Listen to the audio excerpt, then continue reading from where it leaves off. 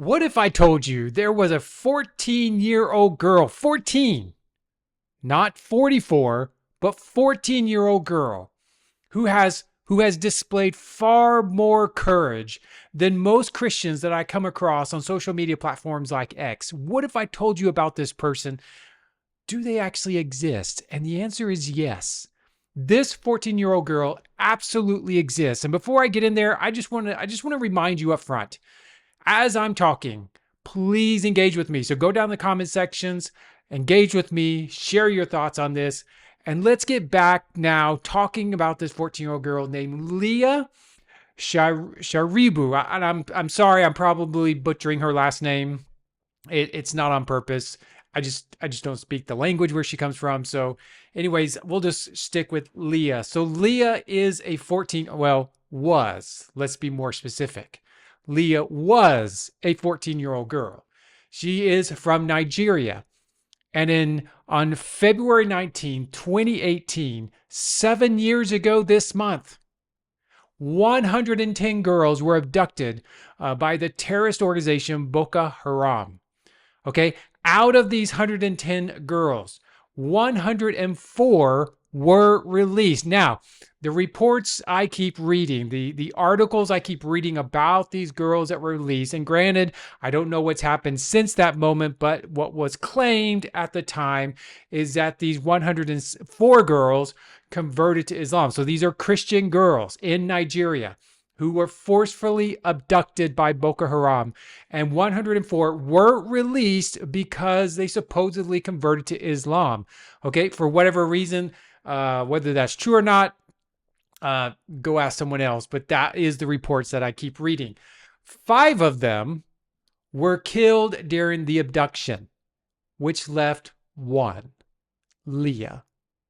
Leah is still in captivity 7 years later, and that has been proven multiple times by the Nigerian government, by other NGOs, and so on and so forth. So 7 years in captivity, and the question is why? Why did they keep her? Well, the number one reason why they kept her is she refused to renounce Christ. She refused to renounce her faith and convert to Islam. Now, with that said, there have been other reports that are saying, as she's been kept in captivity, and they say because, and some of the things that came out say, because she refused to renounce Christ, she is going to be a slave for life, is what one of the phrases that came out in some of the articles I read by Boko Haram. Okay, and some of the reports also suggest that she has been forced into a marriage with some Boko Haram Muslim dude and has had kids since then, at least 2. Some reports say 3, but it's kind of hard to get information because in large part, the Nigerian government has been silent during the majority of this process. Now, there's been some communication between the government and Leah's family, but not very much according to the majority of the reports that are out there. But what we do know for a fact is that she was abducted along with 109 others. She is the only one still in captivity because she refused to renounce Christ and accept Islam. And she is now married to some Muslim guy, probably under the radical Boko Haram group, and she has kids. Now, there's not much more to share about Leah because, again, information is sparse, and it seems the government of Nigeria, whether they're working on it or not, I don't know. I'm sure they're doing something, but what they're doing, people don't tend to really know that much. In fact, there are NGOs out there advocating for the Nigerian government to step up and do more, and even to appoint a liaison within the government to communicate on a regular basis with Leah's family. But so far, as much as I've read, none of that's happened. So now the Nigerian government, again, could be doing something, but there's a lot of silence about this. So we still have this 14-year-old girl in captivity, basically a slave to Boko Haram, and in this position because, again, she refused to convert to Islam and renounce Christ. Now, there's 2 reasons why I'm sharing this story. Number 1, our next video, just to give you a heads up, I interviewed a guy named Ade. He's from Nigeria. He's a Christian brother that I met a couple of years ago at a conference, I believe down in Brazil. I said Malta in the video, or in the interview, but I believe it was actually Brazil where I met him at a conference down there. And we've stayed in contact and have communicated several times over the last couple of years. And so I reached out to him to talk about persecution in Nigeria, because Nigeria is listed as the sorry, my tongue's getting twisted. Seventh worst country in the world in terms of persecution toward Christians. So in my next video, I'm interviewing Ade. And so I just encourage you to be on the lookout for that.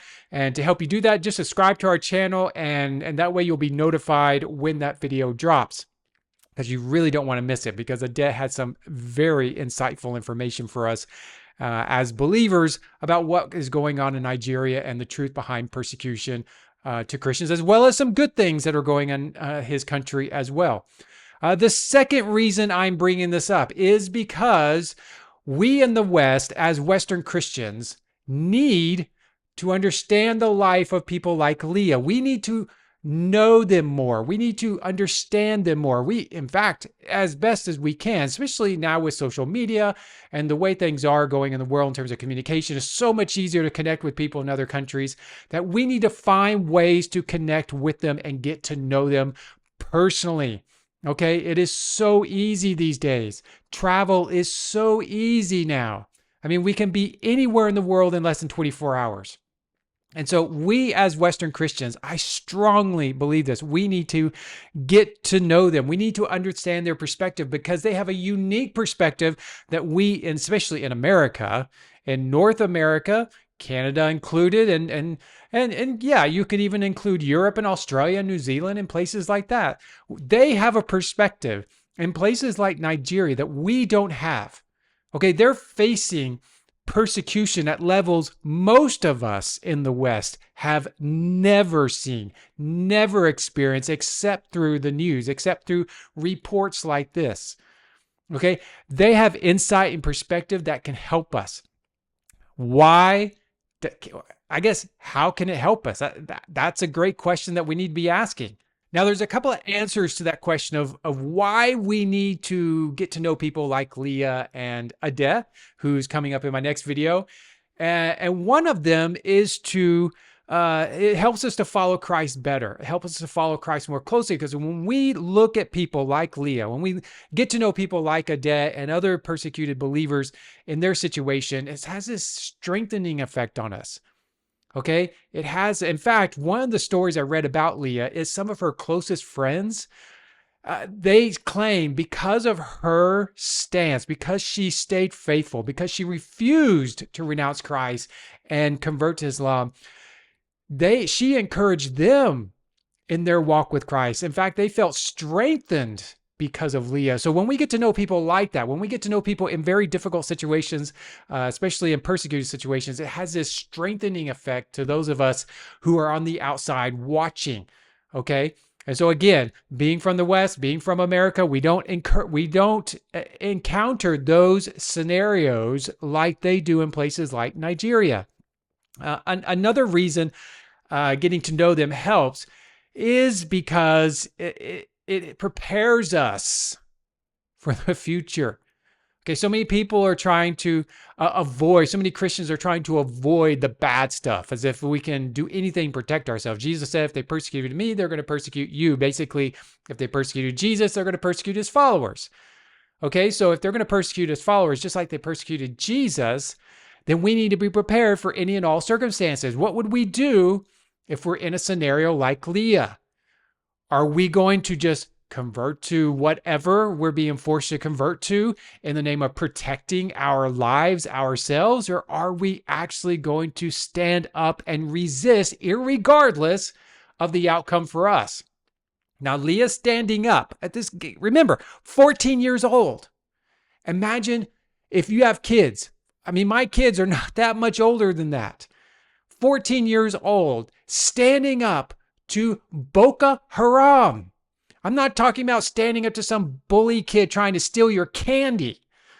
I'm talking about a 14-year-old standing up to adult men who could just as easily kill her as they did in abducting her. Okay? She risked everything in that moment saying, I refuse to renounce Christ and follow your beliefs. She stood up to them. Are we as brave, as courageous as Leah? And oftentimes we don't know until we're in those situations. But the one way we can prepare for those situations is to learn from people like Leah, is to learn from people like Adette, and many other people around the world like them who are in those persecuted situations, and begin to prepare now mentally, begin to prepare how we're going to respond. We need to prepare, not just say, okay, God's going to rapture us one day and then bam, we're going to be out of all this trouble, okay? Yes, there's going to be a day when God brings us all home, whether that's rapture or non-rapture, but we're all going to end up with him in eternity, and all this is going to be left behind us. We can all agree on that. But to think that he's just going to remove us from problems, remove us from persecution, I think many of us in the West, while we talk about persecution and we agree by and large, as evangelicals, that Christians will be persecuted for their faith. At the same time, I wonder if we actually believe it's going to happen to us beyond just a few ridicules with words. Okay, are we really prepared for the physical persecution, for the threats on our physical lives? Are we willing to stand up and say no, whether we're killed or not, for the name of Christ? And that's what we can learn from people like Leah. That's why Leah is a hero to those of us who are really not facing it. And so getting to know them, getting to know their life, being able to understand them, relating with them, having them teach us. That is one thing I wish we would do in the West, is invite people like this far more often than we invite some famous pastor to preach at a conference or our churches, but to invite people who have these intense experiences and come and teach us, because we have so much to learn from them. Okay, we often think, I honestly am convinced, as an American, as a Western believer involved in global ministry, we often tend to think we have so much to share and impart on other people in places like Nigeria, when in fact, well, let me back up. While we may have something to impart to them, because I do believe it's a two-way street, those people in those situations have so much more to impart to us. And so that's why we need to learn from them. So again, in a few days or sometime in the next week, the next video that's going to drop is that interview with Adette from Nigeria. And I would just encourage you again to subscribe to this channel so you don't miss that video, because it was very fascinating. We're just working on the subtitles to make sure that everyone can understand them, because accents and everything. So that's what we're working on. And anyways, thank you for watching, and please, again, put your comments in the section. Let's engage on this topic. And if you found this helpful, please like the video, and I'll see you next time.